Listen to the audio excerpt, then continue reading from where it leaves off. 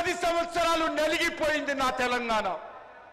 గత 2.5 సంవత్సరాలుగా సోనియా గాంధీ కుటుంబం చేతిలో తెలంగాణ అవినీతి పరుల పడ్డది. నా తెలంగాణను మనం రక్షించుకోవాలి. నా తెలంగాణ తల్లి ఈరోజు విలువలాడుతూ ఉంది. అందుకే తెలంగాణ కోసం పోరాటం చేసినటువంటి 4 కోట్ల తెలంగాణ ప్రజల ఆకాంక్షలకు అనుగుణంగా మనమందరం ముందుకెళ్ళాలి. పిడికిలి బిగించి ముందుకెళ్ళాలి. నేను ఈ సందర్భంగా మనవి చేస్తా ఉన్నాను. అనేక మంది అన్ని మాట్లాడవచ్చు, కానీ తెలంగాణలో ఈరోజు నరేంద్ర మోడీ గారి ప్రభుత్వం రావాలి. తెలంగాణ ఆగమైపోతుంది. తెలంగాణ అప్పుల పాలైపోతుంది. తెలంగాణ మద్యానికి కేంద్రమైపోయింది. తెలంగాణ అవినీతికి అక్రమార్కులకు అడ్డగా మారింది. అది బీఆర్ఎస్ హయాంలో కానీ, అది కాంగ్రెస్ పార్టీ హయాంలో కానీ. అలాంటి తెలంగాణ మనం ఈరోజు రక్షించుకోవాల్సిన అవసరం ఉంది. తెలంగాణ ప్రజల భవిష్యత్తు అంధకారం కాకుండా చూడాల్సినటువంటి అవసరం ఉంది. మన భావి భారత పౌరుల భవిష్యత్తు రక్షించుకోవాల్సిన అవసరం ఉంది. అందుకే ఈరోజు మనవి చేస్తా ఉన్నాను. చాలా మంది అంటారు 8 మంది గెలిపించాం కదా, కేంద్రం ఏమిచ్చింది అని. బీజేపీ ఎంపీలు ఎన్నెచ్చారని పదే పదే విమర్శిస్తుంటారు. కారు కూతలు మాట్లాడేటువంటి వాళ్లకు, చేతి కూతలు మాట్లాడేటువంటి వాళ్లకు, అవినీతి అబద్ధాలు మాట్లాడేటువంటి వాళ్లకు, ప్రజలను తప్పుదారి పట్టించేటువంటి వాళ్లకు నేను ఈ సందర్భంగా మనవి చేస్తా ఉన్నాను.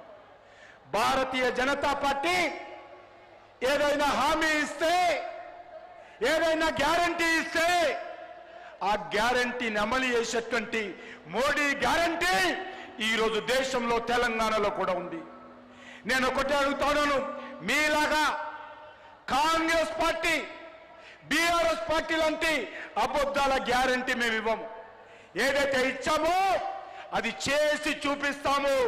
మీలాగా ఇచ్చినటువంటి 6 గ్యారంటీలు, 420 సబ్ గ్యారంటీలు ఈరోజు అక్కడ అమలు చేయకుండా తెలంగాణ ప్రజలకు వెన్నుపోటు పరిచి, తెలంగాణ ప్రజలకు మోసం చేసి, తెలంగాణ మహిళలకు, యువకులకు, నిరుద్యోగులకు, విద్యార్థులకు, కార్మికులకు, కర్షకులకు, దళితులకు, బీసీలకు ఏ వర్గాన్ని వదిలిపెట్టలే కాంగ్రెస్ పార్టీ.